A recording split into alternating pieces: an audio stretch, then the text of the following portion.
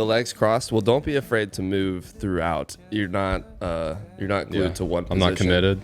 No, but I think it might be a smart idea to like do some stretching exercises sometimes, just so that you're all limbered up for sitting down for an hour. But cool. Yeah, Brandon Steinhaur Spitehound. Do you want to start? You got any questions? Are my levels all decent and everything? You're good to go, dude. Yeah, you're ready. We're ready to go if you are. Yeah. All right. I think I'm good. Well, let's get into it. Brandon Spitehound, thank you for joining me for the newest episode of On That Note. I'm excited to talk about Tourniquet, the new EP that came out September 9th. I've been listening to it over the last week in preparation, and it's the perfect album or the EP to listen to currently, as it's like fall and rainy, and it just feels like a nice little warm hug. Thank you very much. Thanks for having me. I appreciate it. Of course, man. I'm excited you're here, and I'm also excited that you picked OK Computer by Radiohead as the album that you're displaying here. If you're listening, you can also watch us on YouTube and look at this beautiful album cover.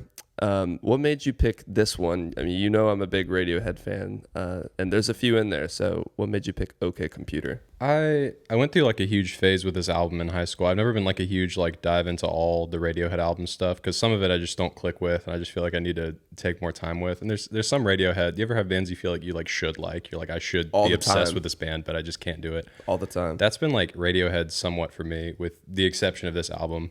Okay. Which this is just one of the craziest albums I've ever heard. It was, I think, my junior year of high school. There was like the fall semester. I listened to I had like a CD in my car of this, and I listened to absolutely nothing else. Nice. Dude, this one is a great one. I think it was probably the first one I got into as well. Obviously, Creep was the gateway drug. Right. And then I think Karma Police was the next one, and Lotus Flower, which is like from King of Limbs, which is much later. But yeah, this was the first full album I got into, I think. And nowadays it's not necessarily my favorite, but probably some of that is just because how much I've listened to it since I first discovered it.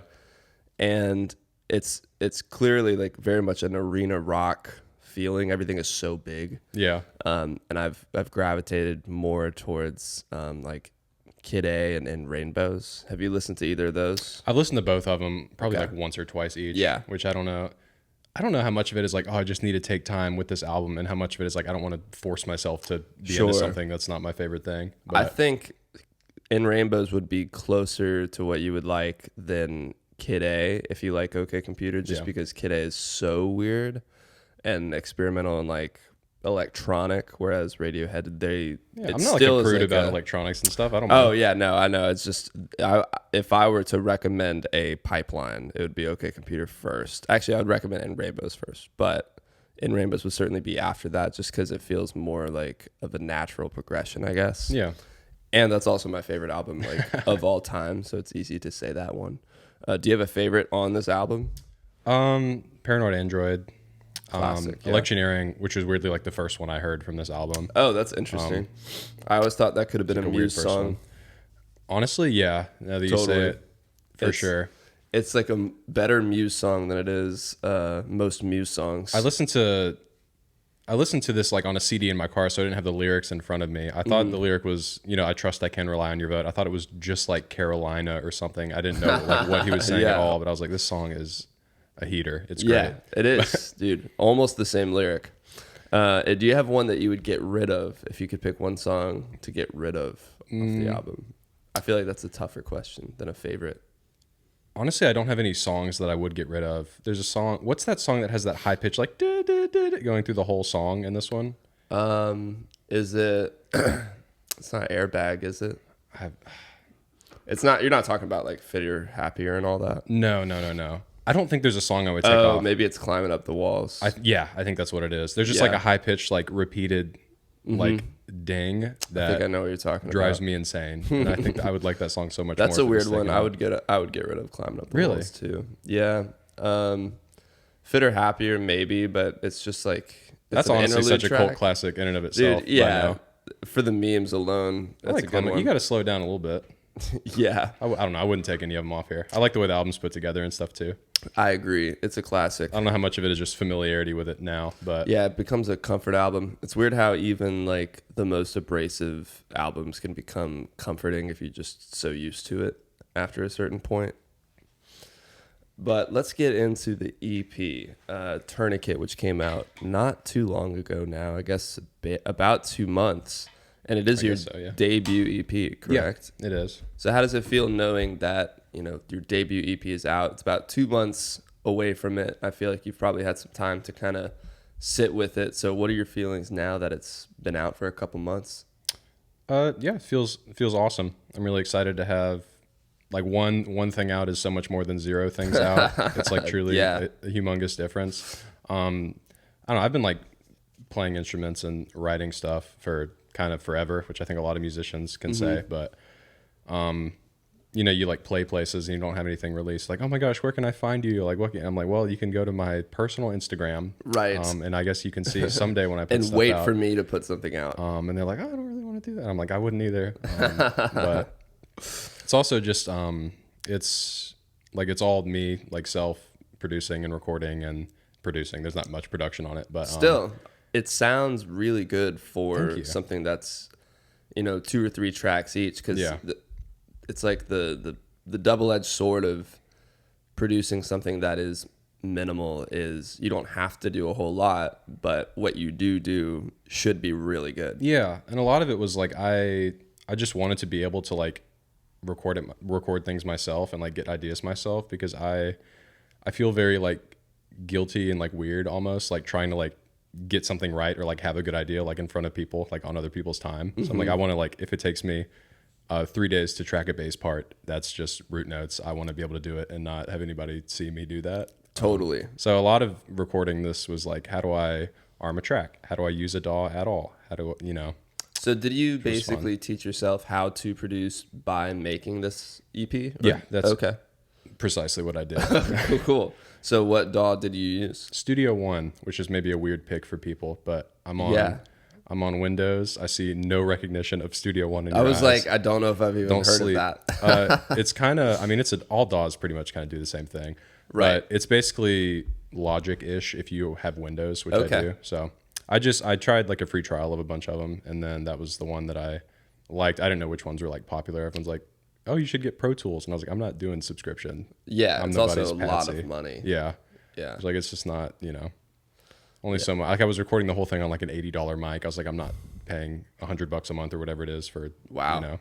I don't think it's that much before you wow. I haven't done any research on this, but I mean, an $80 mic, that's cheap. I'm like, dang, dude, that's... Oh, the mic? I thought you were wowing the cost of Pro Tools. Oh, no. Well, that too. This is like, I paid $200 for Logic about 8 years ago, and I've been using it ever since. So the idea of a subscription sounds like terrible to me. Yeah. But that's amazing that you taught yourself how to do this. Just me and YouTube. I didn't like savant. Well, true. The University of YouTube is a great one. That's how I learned how to even record a podcast, was through that. But when you started this, did you set out to make an EP, or were you just wanting to write some demos? Like, was there an intention of creating something that you were going to put out from the beginning? Yeah, I wanted to make an EP. I have like visions of like things completed before they're done. Like I write songs sometimes. I'm like, I know what this song will be called, what it's like, and I just have to kind of like sketch it out, I guess. Yeah. So I knew like the name of the EP and like stuff before I recorded it or anything. Whoa. Interesting. What was the first seed that came to you of this whole idea? Well, the songs aren't really like connected or anything. I guess the seed for like, I've always wanted to like make and release music. So the thing that really started me being actually able to do that was I moved out of my parents' house after college, and because in college I had a bunch of roommates and stuff, and I was doing college stuff, which I know everybody makes music in college. That's not an excuse, but still, I get it though. So I just moved out of my dad's house. I live by myself, and I just was in a place where I was alone a lot, and I could like sit and focus. And living alone, I guess I didn't realize, is huge for like practicing singing and practicing being bad at music. Totally. So I'm like, oh yeah, I practice singing all the time when I like lived with my parents and stuff, and I was just like, like singing as quiet as possible, which is not how you practice singing. So just getting that and getting more more comfortable in the songs I was writing, because I had written songs and I'm like, this is like good, I guess. I don't know. It's, you kind of have to get past that hump of like, this isn't real music because I made it and I was there when I was making it. So it's not like a song. It's like me trying to do a song. Sure. Cosplaying a Yeah, singer-songwriter. exactly. Which is, I think, just what imposter syndrome is. Yeah. But I started making some songs. I think like Therapy was the first song I wrote where I was like, I actually like this one. And I'm not sorry about it. That's interesting. That's the first one Yeah. that you wrote in that EP. I would have guessed maybe Impediment, maybe just because it's not the first one. I think Moving Day I wrote before and I liked it. And I still like that song. But Therapy is just like, just 3 verses right in a row, and that's the whole song. And I was messing around a little bit with like, because when you start writing songs, like, all right, I have to write the verse, and now comes the chorus, and then I have verse number 2. I started listening to, I guess, more bands that just don't care about song structure and like the way you put pieces of a song together. Yeah. Which was super cool and freeing for me. Radiohead, Paranoid Yeah, Android's for your sure. favorite song on that album. That makes sense. Not a lot of classic song structure in that. Yeah, no, I love like a Rhapsody and stuff, and just different the whole time. I listen. Do you know the band Howdy with 2 V's? Yes, they just put out a new song yesterday. Yeah, Gene Killer. Listen to Howdy's song. Howdy rules. They write a lot of songs with just 0 choruses. They have and yeah, I Charlie, guess so. one of the songwriters in Howdy, does a lot of these like the outro of the song will just be this like repetitive chant over and over again, and they're always like the like in True catchiest Love. thing in the world. Yeah, exactly. Song is Which is awesome. kind of, that's where like the end of Oxblood is from, is me trying to do like a Charlie Martin thing. Nice. Did you see them at the 40 Watt like Sure a did. year ago Yeah. or so, or whatever it was? It was a great show. Dude, that was my first time ever seeing them. I thought it was awesome. But They're fun, man. I've learned that my entryway into Howdy was different than most people's, I think. My first anything I listened to them was Heavy Lifter, that album. Because I never knew who they were before that. I thought the album cover was very strange. Yeah, you're like, wow, this is like a hyperpop band kind of. Yeah, some I of was the like, songs. what is going on? And then 1999 is the first song. I was like, oh, this is cute. And then Cathedral, I loved. And that whole album I thought was awesome. And for whatever reason, after listening to more Howdy and getting into them more, I've learned that is not the one that most people think about or listen to. It's typically True Love, that newer album, which is great. And then Ruby, I think, also is maybe their best song. It's so good. I love when they get a little bit more energetic and stuff and fat. I don't know. They're just a great band. It's 2 of my favorite songwriters in one band that both sing in the band. I'm like, Do they have love separate songwriting projects? Do you know? it. Charlie Martin does. He releases music under his own name. Oh, okay. I don't know if that Will does, but Charlie's music is also really, really good if you like Howdy stuff. Really Gotcha. similar. I'll have to check it out. He has an album called Imaginary People, Uh-huh. which is just a really great Howdy adjacent album. Cool. Do you know Kevin Crowder? Mm-mm. Okay. I got 2 of his albums behind me, or behind you over there. But there's a couple songs that on his first album came to mind when I was listening to your EP, because the first album he ever did is a little more stripped back and everything else gets a little more instrumentated, or whatever the word is. I think it is instrumentated. That's what I thought, yeah. But some people look at me sideways when I say that. I'm like, I'm pretty sure that is a real word, I promise. But you would definitely dig some of his, I think you dig all of his stuff, but especially that first album, because it just reminds me of the stripped back approach you did with this EP. And with these songs, typically, how do you start? Is it usually guitar and vocals? like writing or recording? Or, yeah, both. Let's do both. Writing songs, usually I'm like a lyrics first writer, kind of weirdly. Everyone looks at me weird when I say that. Yeah, that's wild. The way songs usually start is I'll have like a phrase or like lyric idea. They kind of, and like sentences kind of come with their own like meter and structure, which can like lead itself to starting a little melody. True. And then from like, I'll have like a seed of something. And there's like, everyone has like their iPhone notes. That's just all the garbage that you've wanted to write a song about for forever. Yep. So I'll just, one day I'll like hum something to one of those. I'm like, oh my God, that works. And I'll just, I guess like songwriting is kind of just like extrapolating that for me. Which can be really, like, I can't sit down on purpose to write a song. I'm like, all right, I'm going to write a song right now. It's like I have to just like constantly be thinking about it. I'm like, wait, I have to write this one down. Right. Which one came to you the quickest? Therapy was the quickest. Okay. which I think And the shows. first one you did, Yeah, first one you wrote, at least. of these ones, it might have been. God, I can't remember which ones I wrote first. Weirdly, interesting. When But yeah, did you write these? Was it a while back? it was over a period of like, I guess it came out a couple months ago. The period of like a year before then, because I had written songs like before that, and nothing like predating these songs I think was worth recording and putting out or trying to produce. But Therapy I wrote. I was actually funny. I was playing Truck by Howdy. I was trying to figure out how to play that song, and he plays a C, which is like just like a shell chord of a C, which is just all the fattest 3 strings on a guitar if you don't play guitar. And then he like puts his finger on a weird note and it does something weird. And I was like, oh, I like that chord. And I was just like messing around with it. I was like, that's a fun chord. And then that chord progression, which is just like a dirt simple chord progression loop. Yeah. I just like hummed something. I was like, oh, this works really well. I don't forget what the first lyric was.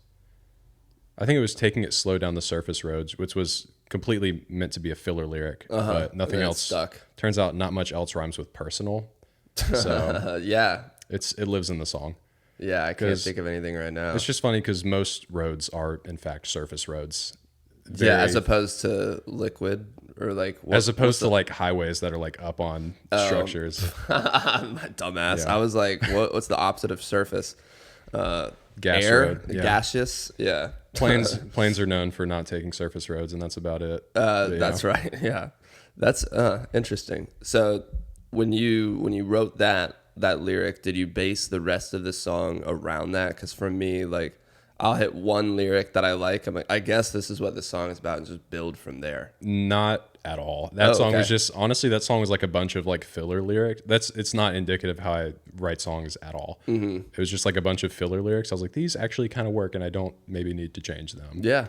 But normally songs, I'm like, I have almost a problem if I feel like I need to get too like poetic, or I don't want to be like, I'm like a master poet, I just can't stop myself. Totally. But I almost feel like I use like too much metaphor as a way to like hide what I'm talking about, because I'm scared of like being like saying straight stuff, up honestly. and simple. So songs I'll like sit and write down, I'm like, what's the most beautiful way to say this, which some songs I think are still guilty of that I make, but kind of trying to measure yourself. Yeah.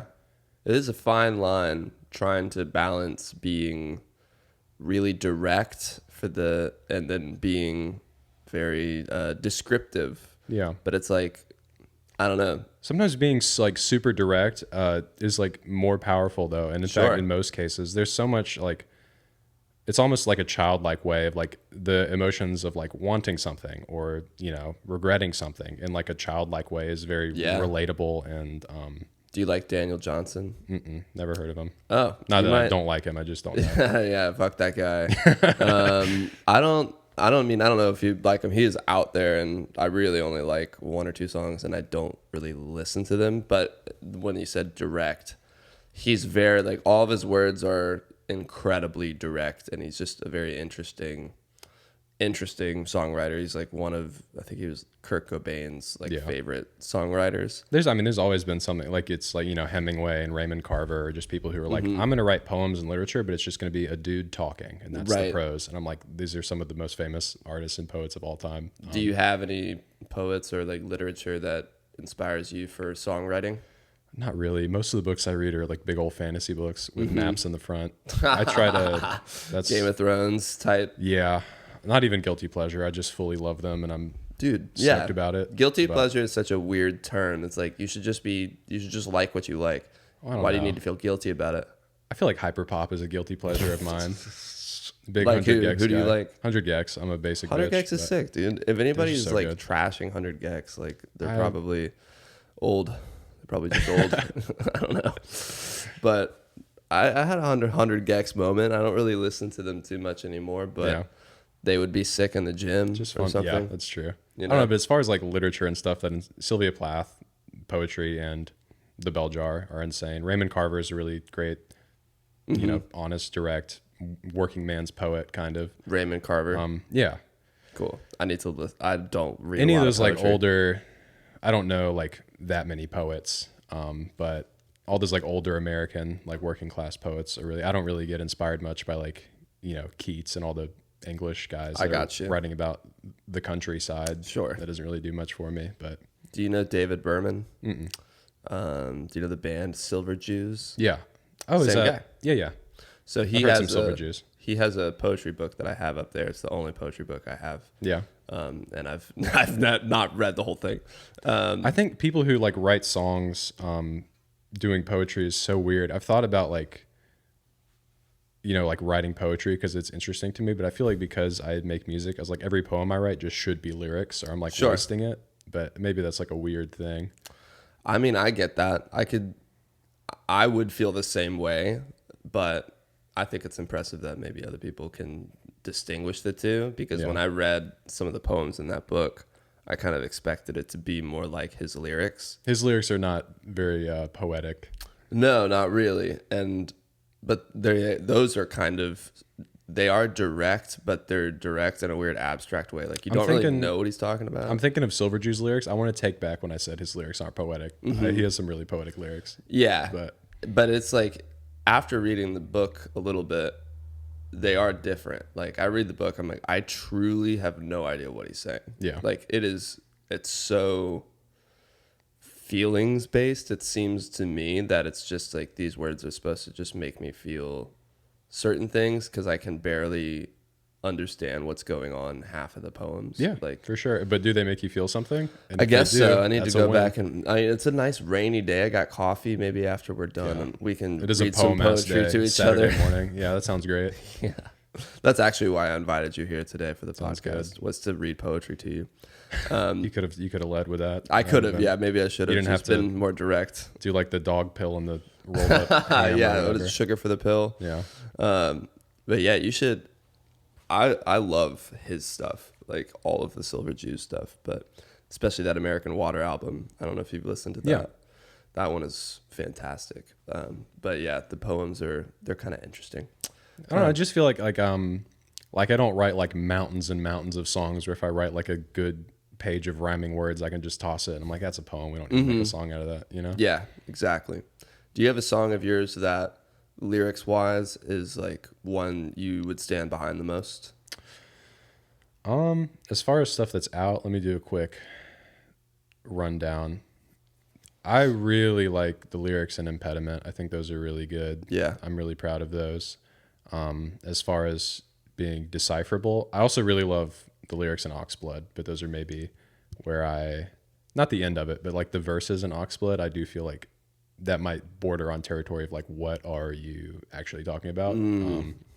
Just stuff to keep in. I still am really proud of that song and the lyrics in that song, but probably those two. Do you have moments where you don't quite know what you're talking about, but it feels right? Never. So you know exactly what you're talking about Always every 100% time. completely no. That's awesome, because I can't always say the same. Sometimes it hits me later, but you know very intentionally what you're writing about before it's done. Yeah, for sure. Before it's started most of the time. Wow, dude, I do. I fucking wish I could do that. Yeah, it's honestly kind of sick. It's. Yeah. I feel like I don't have like. I do miss out on some of that like creative wonder and whimsy of like, oh, we'll just like whatever feels right. I'm like, I guess I have a very German way of going about it. Where I'm like, this song needs to accomplish this. I haven't expressed this in this verse. We need to go back because the timing of this needs to work out. Sure. You're very much like you're analyzing it before it's even pretty much, yeah, been written. And like it keeps me from getting like writer's block about stuff. And it's so easy to put like filler parts of songs to change later, because I'm like, what needs to happen here in this for this song to move forward? Like, what am I like? Why am I writing the song? What am I trying to talk about? And like, what do I need to get done? Do you know Julia Catherine, songwriter in town? Julia Barfield is her real last name. Yes. Yeah. She just did a Classic City Limits, She sure right? did. Yes. I write songs with her sometimes. Angel, by the way. Hey, Julia, if you're What's watching. up? Come on the pod. But we're pretty polar opposite, because she's like, I don't know, I was just writing this song, and she's like, I don't really know the melody yet, and she's like singing through it. She's like, I think it's about this, and I feel very like I don't want to like step on her flower of like, well, what do we need to get done in this verse? Right. Because like, yeah. What's the game plan here? like, I just don't know like what lyric I'm feeling here. I'm like, what's the point of this verse? And we'll figure it out. I don't say it in that tone, but I do catch myself being very like, just like have fun, Jesus Christ. That's so funny. Wow. But yin and yang, that's probably kind of a cool way of writing something. Yeah. When you and somebody else have such different processes. it's like you're going to end up making something really cool because you're going to see totally two different perspectives on the Yeah, same and it's thing. good if like we don't really like start a song like co-writing. It's more like we'll like have like a mostly done song where like I need help with a part of it, or like I just can't.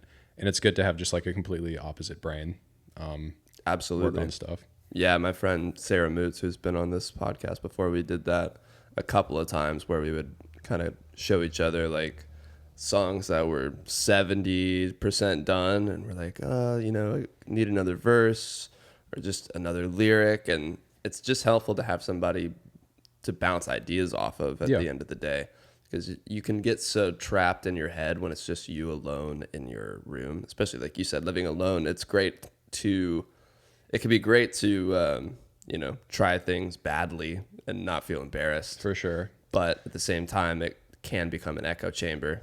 And it also helps with that thing of like, I guess I was talking about, I was like, I start, like I know exactly what the song is about and I'm like writing lyrics, and sometimes it helps to just be like, can you tell at all what I'm talking about? Right. And sometimes it's like, no. And I'm like, all right, note received. Yeah. Back to the lyric sheet here. Yeah. Back to let me put in one more noun so we know what I'm saying. And, Yeah. yeah. One more non-metaphor noun. That's what I need. Do you have your what's the word? Just like your fallback things you end up doing. Like I always play the same strumming pattern, and I have to be like, stop playing this, change it. I do an open D tuning. Okay. Which is that's cool. I don't know how many non-guitarists are watching this, but it's a It guitar doesn't tuning. matter. It's a guitar tuning where you don't have to try. You can move two fingers around and play every chord there is. Is open D just no? It's not. That's not drop D. No, D, A, D, F sharp, A, D. Plays a D chord when you strum it open. I got you. Yeah. It's kind of like nice in a way because you don't have to think about playing guitar, but there are like 5 shapes in open D, and anyone who has made a song in open D has used those shapes. So whenever I try and write like songs The E major in shape open that D, you just bring up, like honestly, 2 yeah, frets. kind of a similar vibe. Yeah. Except it's like the on your E and A string, you can just move that up and down and like change like your pointer sometimes.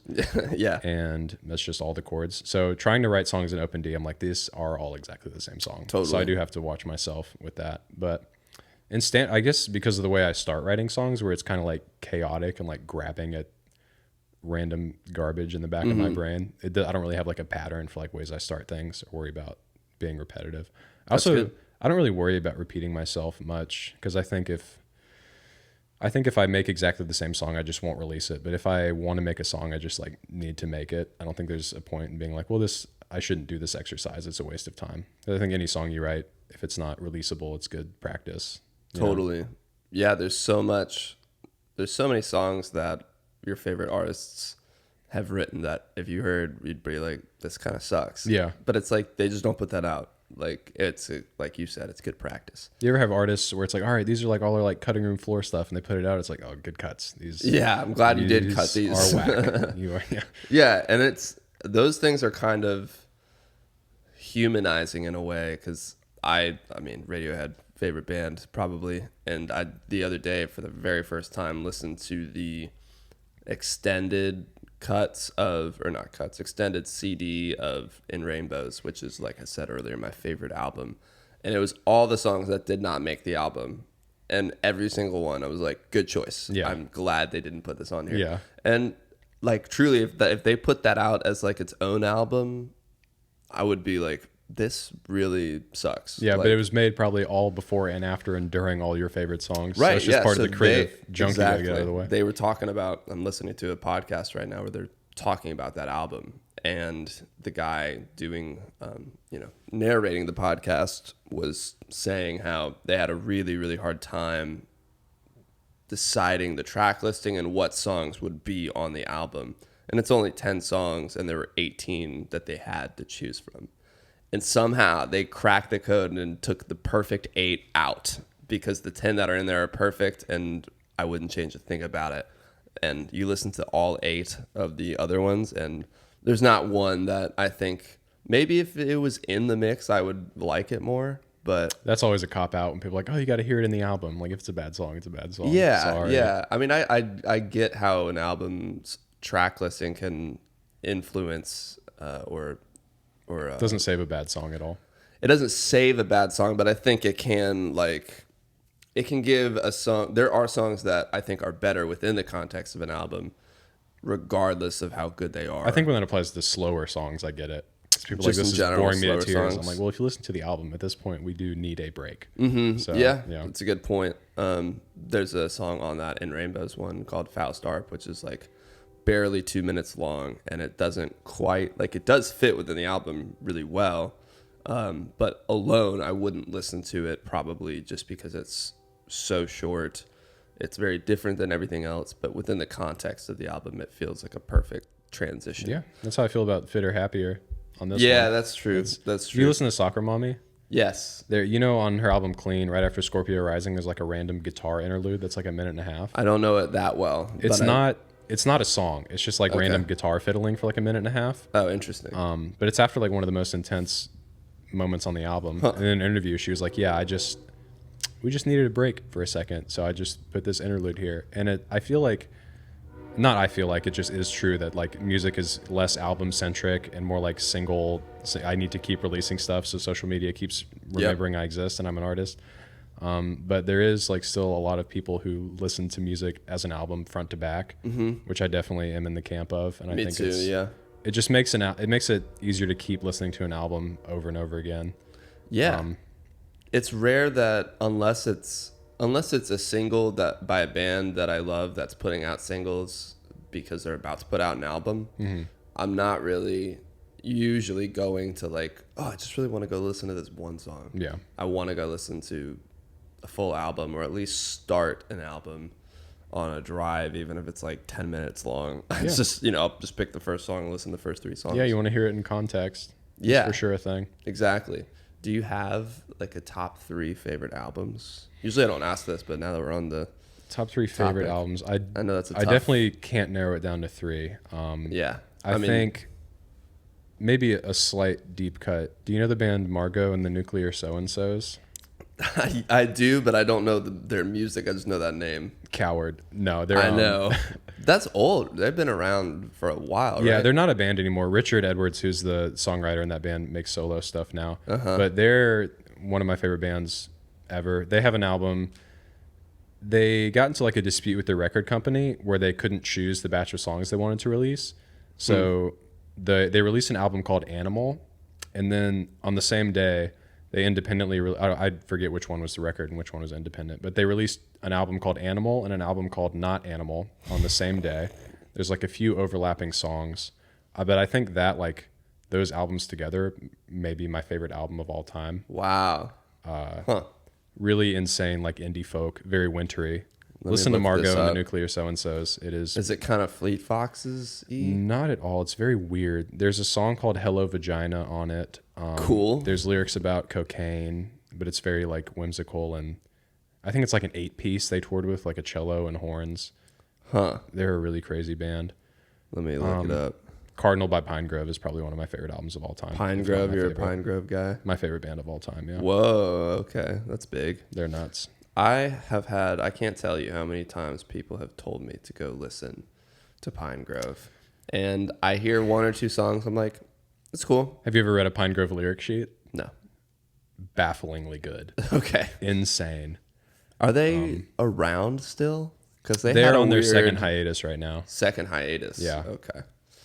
What's the deal with that? Do you know? They're just getting older, is what he said. I think the drummer just had his first kid, and left the band, and they're just all.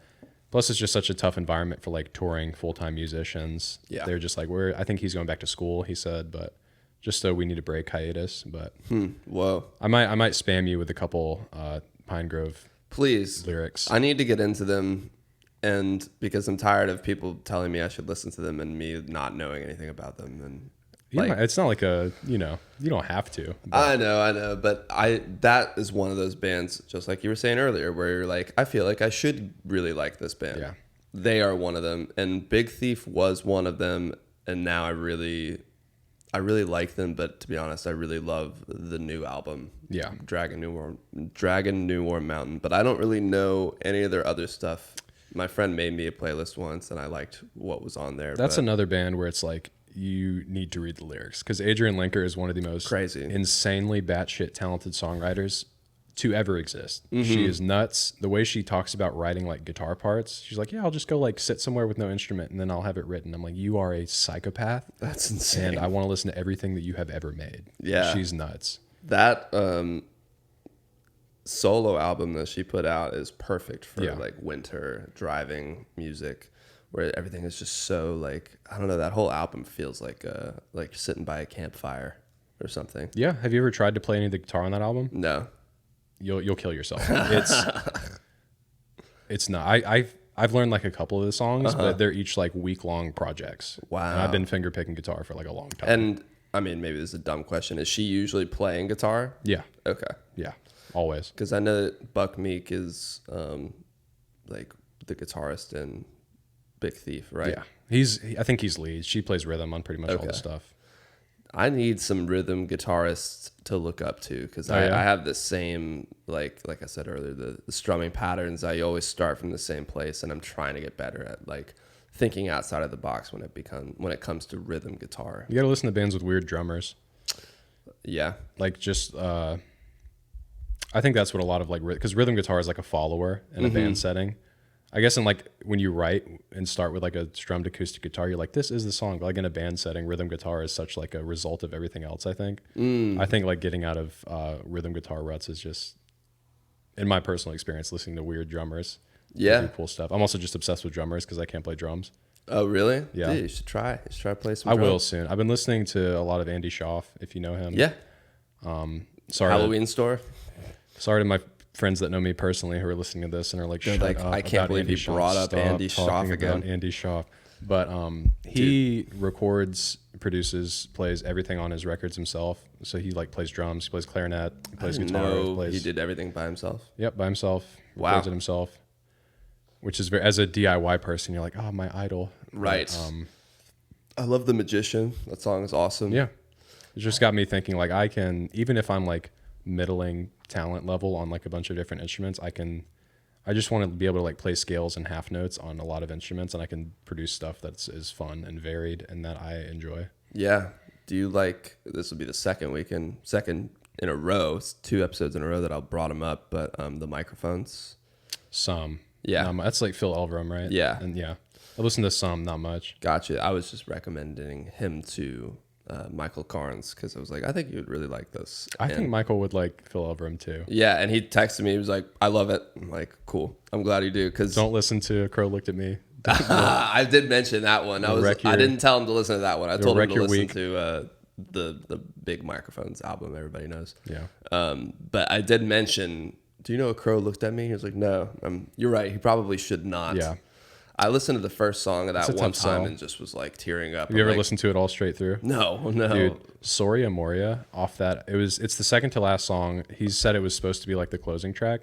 Is one of the best songs lyrically of all time. It was supposed to be the closing track of like this album. If you don't know, A Crow Looked at Me. It's a concept album about his wife dying slowly of cancer.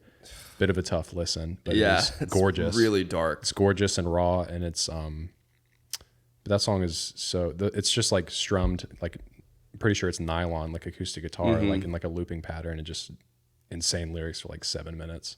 I say I need to listen to it, but I might need to be in a very specific headspace. I just get so excited about like crazy cool lyrics. Yeah. Who are your favorite lyricists of all time? Like, who do you look up to for inspiration for great lyrics? Elliott Smith. Nice. Just has such a varied catalog of lyrics, direct and poetic. I was listening to the self-titled one last night, actually.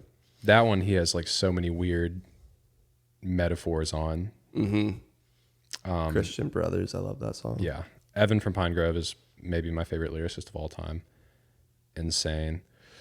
You know Ben Howard? I know that name. Is he in a band, or is it just Ben Howard? Ben Howard, Okay. just a dude. One of my favorite musicians. On his most recent albums, he does kind of that stuff you're talking about, where it's like and he's even said, he's like, the song doesn't have like a narrative or like a thing, but it's supposed to make you feel something, and he just has a lot of really cool lyrics.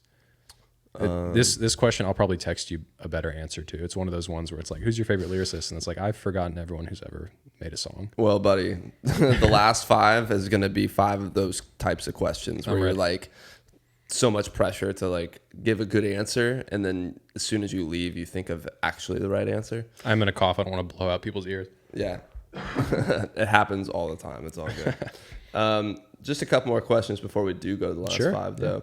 I'm always curious. Do you have any creative territory that you'd like to explore further in the future? You mean like different disciplines of art, or like different things to write songs about? Mainly just like really whatever came to you at first. For me, when I asked that question, if I was to ask that for myself, my answer would be something like, I want to really commit to strange ideas within music, like taking one thing that I think is very odd but sounds cool and just like balls to the wall going and committing to it.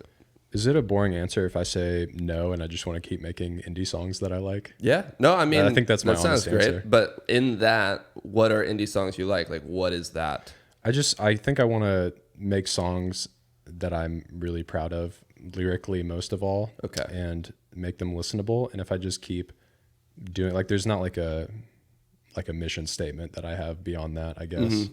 I mean, it's good to keep it simple, just say like, this is what I want, this is what I want to do. It sounds like you have a very practical, well thought out way of making music. It's just fun, man. That's what I have fun doing. It's what I think you do need like rewarding work to be like have lasting happiness. Mm-hmm. That's not like a capitalism thing. I just think you need something that like, we're not defending capitalism here. The work I do at my job is not what I'm talking about for rewarding work. Right. The work that I spend more time doing and make no money is the rewarding work. Yeah, that's very well said. I feel like you're right. You do need something as humans. Yeah, I mean, this is not supposed to be like a capitalist thing, but just like something that in your life that you can strive for and want to get better at and do the work, and it doesn't have to be something that is like this soul-crushing job. Like so much of the process of like, I need to teach myself how to engineer, produce, like, and just like figure out how to do stuff. I need to figure out how to play to a click. I need to figure out. That's a hard lesson to learn when you first have to do that. Still learning it, not mastered. Mm-hmm. But it's like the most like frustrating thing I've maybe ever done, and also like the most rewarding thing once it was done. So I think I just want more of that. I think it is honestly pretty good for me mentally. Mm-hmm. Was there a song that you felt like the most rewarded after you had created it? Oxblood for sure. It was the last one I recorded, and it was the first one on this where I went into it with some like ideas about production. Because before I was just like, well, here's the production. There's me playing a guitar and singing.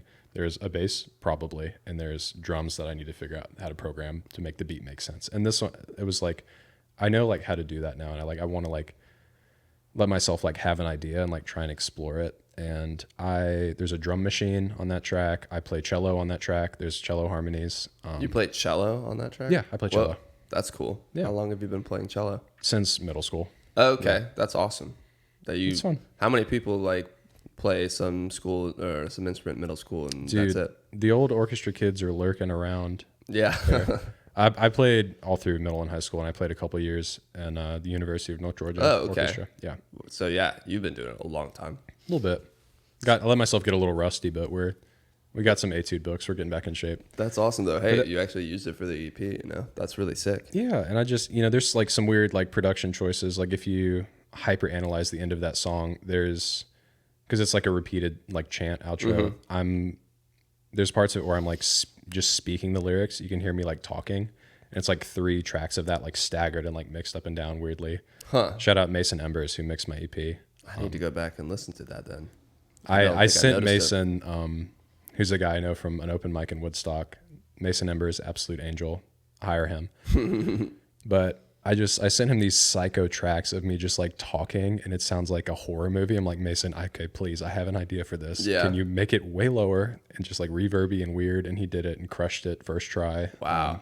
So it's just stuff like that. I'm excited to, and now like the songs I've been writing, I can like sort of like hear things like that, and I have like a little journal of like production like ideas I want to try. So I'm just excited to like keep making more stuff and like becoming, it's like speaking a language. Like I was like kind of like frustrated because I couldn't like express myself how I wanted to, because I was just like make sure the bass is not rushing. And now now I can like actually try and make things like more interesting. Yeah. Yeah.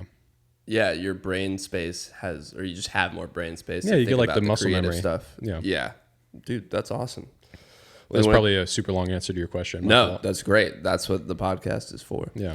But let's take this over to the last 5. Sure. We're just going to ask 5 quick questions and we'll be done. You can pick it from the little bowl here. Let the universe decide which questions we're going to be asking today. All right, universe, let me have it. Song you wish you wrote. I guess I'm trying to think of like songs that I could have written because there's, That's usually how it feels for me. yes, I'm not like I wish I wrote Bohemian Rhapsody or something Right. because It's like I never you would wouldn't that. have, and probably. This is gonna be one where I'm gonna have to grab one and choose it. I wish I wrote "Lick Your Wounds" by Andy Schaaf. Okay. I don't know that one. That it's just like a really gentle like 4/4 strummy acoustic thing with these like clarinet interludes, and it's one of the most like dead simple songs I take it back. I wish I wrote "Wendell Walker" by Andy Wendell Schaaf. Walker. It's an 8-minute long murder ballad. I know, dude. I know. Those two. My friends, that became like a meme for my friends and I when we were seniors in high school. It makes me want to like put on like a Bob Dylan jacket and just listen to it. Yeah. We would make fun of his voice, but like. How dare you? I know, but we loved it. We liked the song. Saskatchewan, Canada, get this man.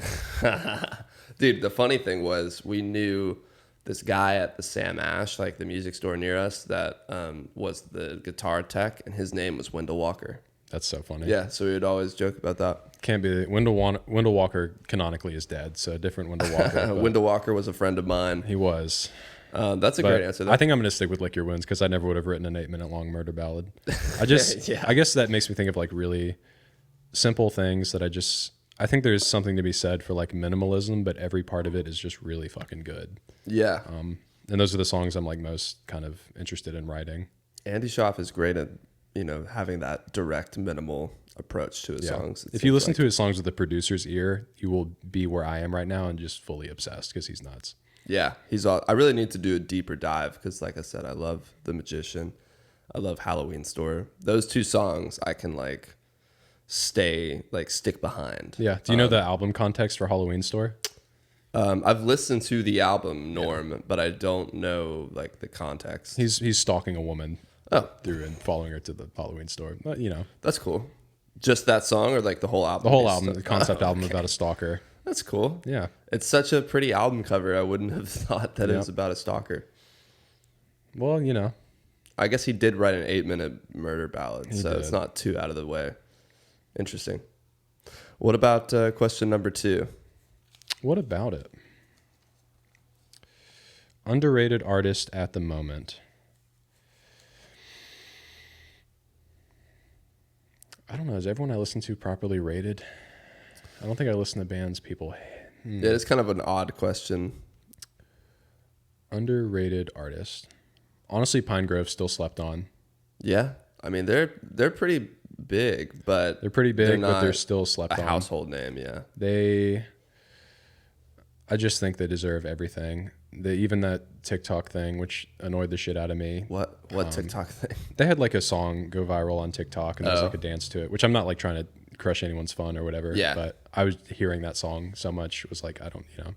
Totally. But I just think I think people are like, oh yeah, that's a good indie band, but they don't realize how like psychotically good they are. Like if you like listen to isolated drum tracks for Pinegrove, like they're crazy. Okay, I'll get into them. I'll listen to them.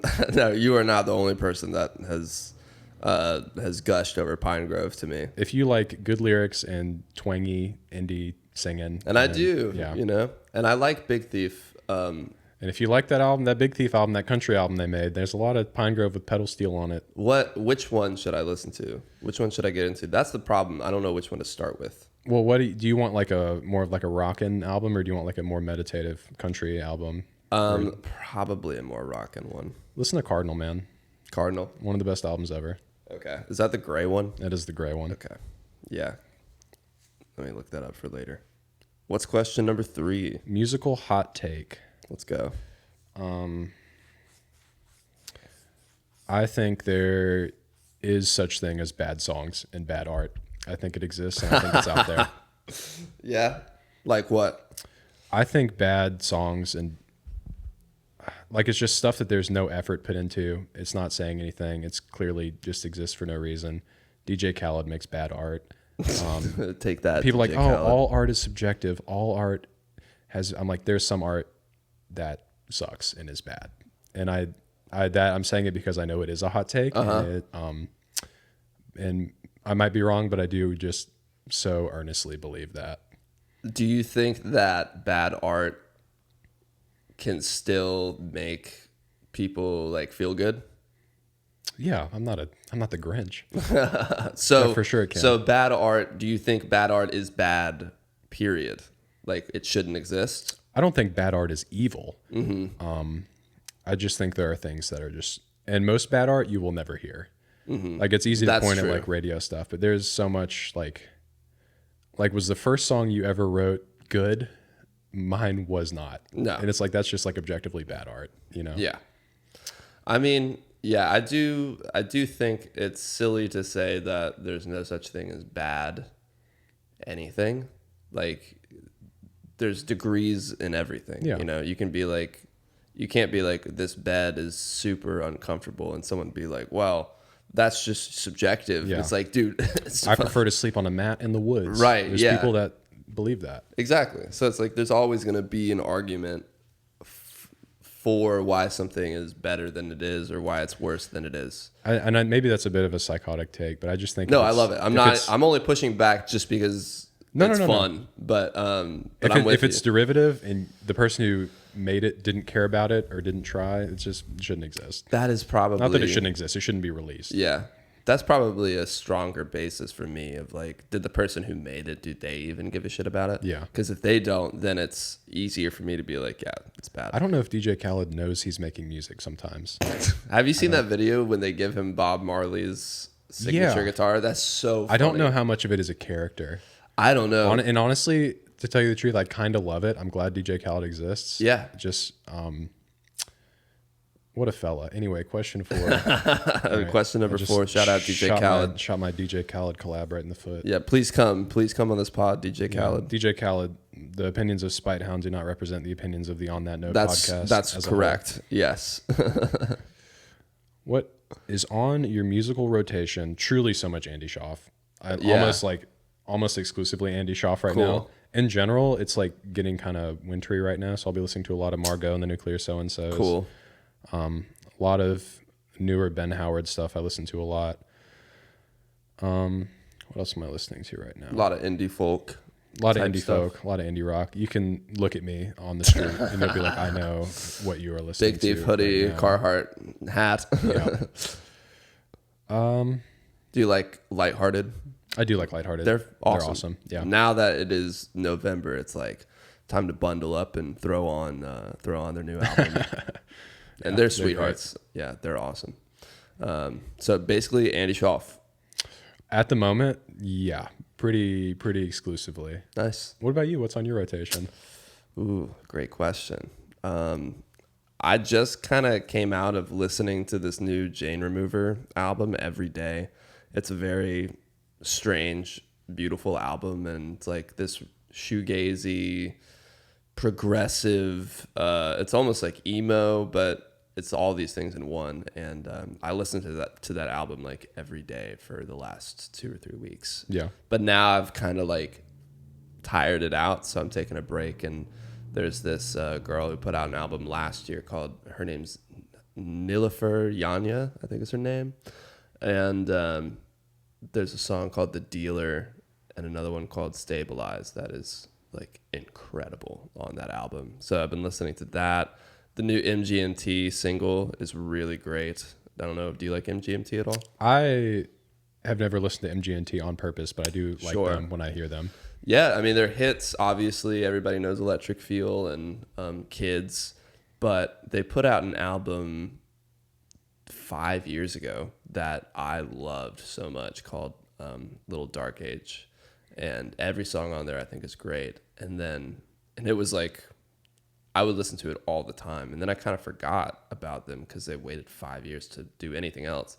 And then the new single, I think, is fantastic. So I've listened to that like every day since it come out. The new Howdy song is great. Every new Howdy song is good. Yeah. They're just such a good band is what I was going to say. That's not very profound, is it? No, but I mean, who cares, dude? It's the truth. Yeah. So that would be my answer. Last question. Best album covers. This is I will never remember a good one right now. Best album this is covers. a tough one. This is what I ended with Michael Carnes. I need to write some more questions because we're getting some repeats. Yeah, and I watched the one with Hefner, Cool. which just came out like yesterday or a couple days ago. Yes. And this is okay, this is not gonna be an interesting watch for a second, but I'm gonna really deep dive in my head for a second. That's here. okay. I can rattle off a couple I was talking about. Honestly, Yeah. this Radiohead one is awesome. Tell the folks some jokes. Yeah. A man walks into a bar. That's all I got. I do love pretty much all of Radiohead album covers except for the first one, the Pablo Honey one. It's kind of lame.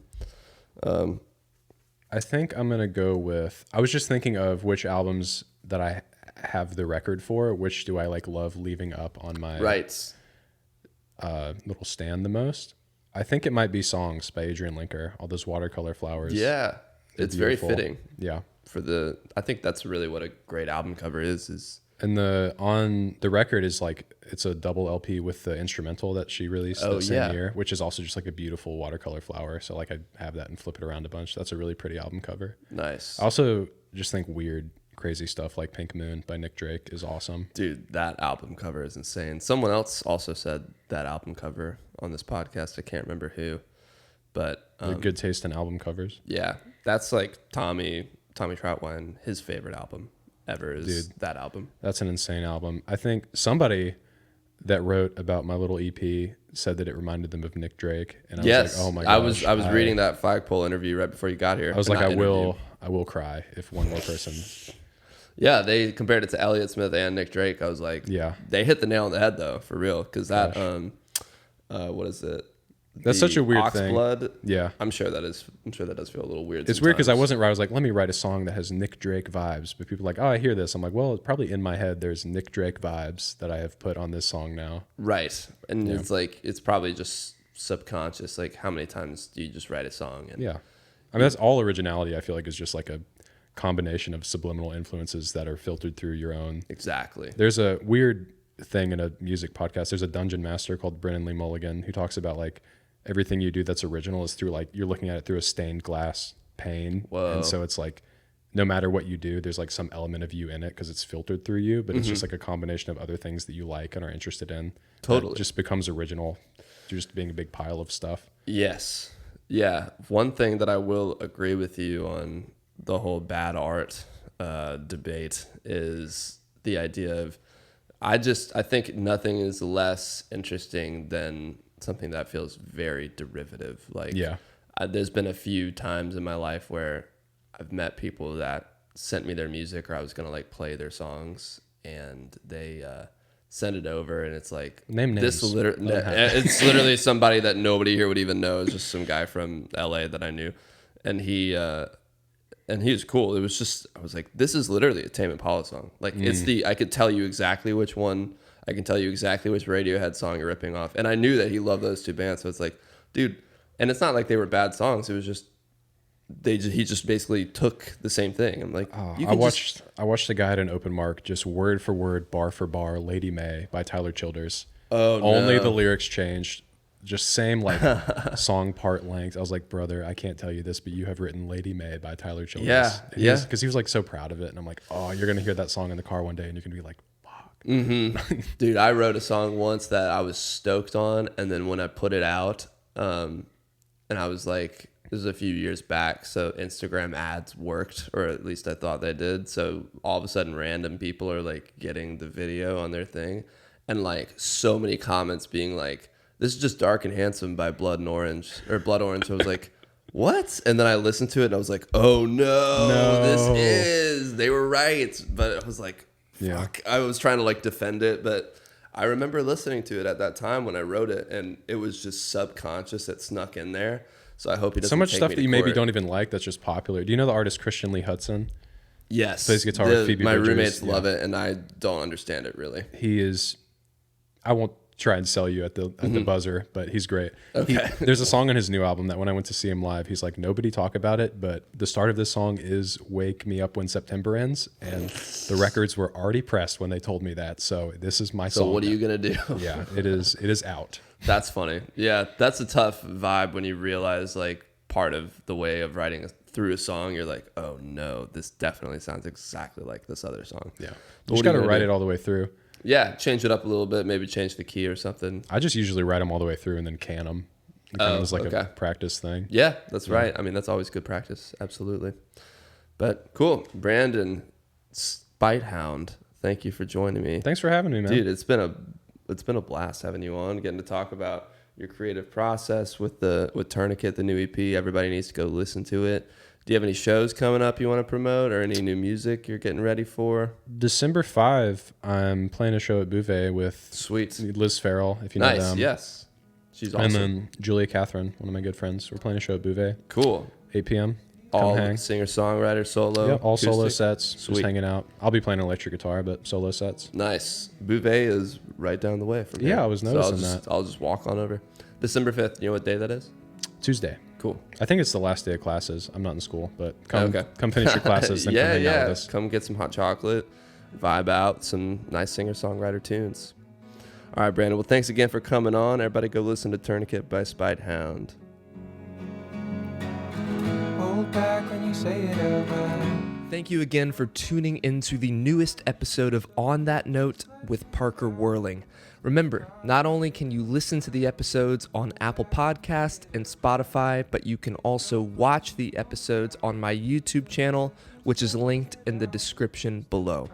And on that note, I'll see you guys next time. When you say it out loud. Get drunk, fall asleep on the couch. Feels so good, just like me.